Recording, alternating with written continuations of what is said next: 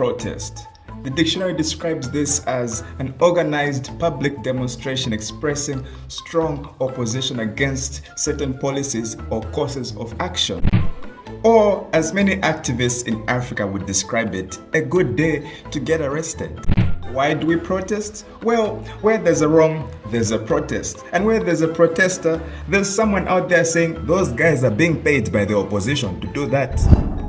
As a country, we've had several famous or rather viral protests. Back in 1990, during the food shortages, we had the famous food riots or the food protests. Now, this is the time where the price of mealie meal had doubled at the time and people took to the streets. That means it's possible that in the protest, somebody was there with a paper saying, "But me shema." Unfortunately, these protests did turn violent when the government at the time did release the forces on these protesters. 27 died and over 100 were wounded. During this tough period, there was a coup attempt which a former military man did go to ZNBC and declare that he had taken over.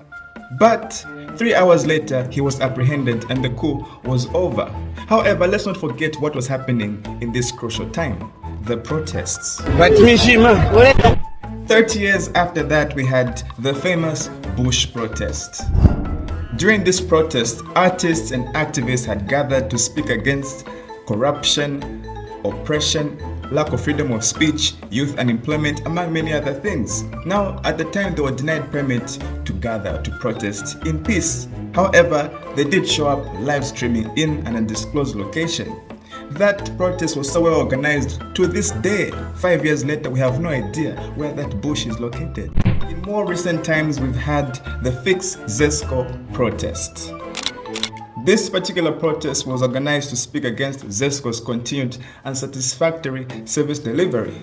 Remember when ZESCO departed from its slogan, "Powering the Nation," to just being part of the nation? When ZESCO introduced the schedules which eventually they never followed. And now there were some people who thought, this is not right, we will protest. Of course, when they did set up to protest, they were denied permits.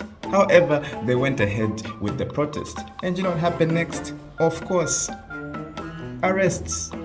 Eventually, even the bombardment of these weekly schedules had ceased. Now I can't imagine out to the protesters, there must have been someone else who was upset. Most likely the ZESCO graphic designer who was in charge of putting these charts together.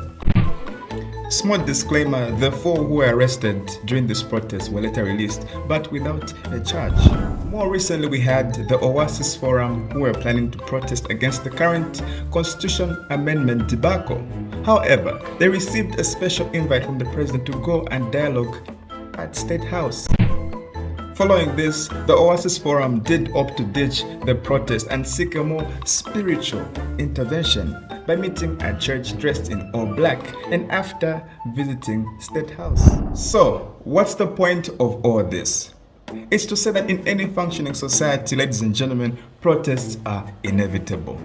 Globally even, we've seen the likes of the Black Lives Matter protests, the Gen Z protests in Kenya. It could be as a group, it could be as individuals. Through the years, we have seen different protesters being arrested, whether as a group or as an individual. Now we ask, why should those seeking peaceful protests be arrested?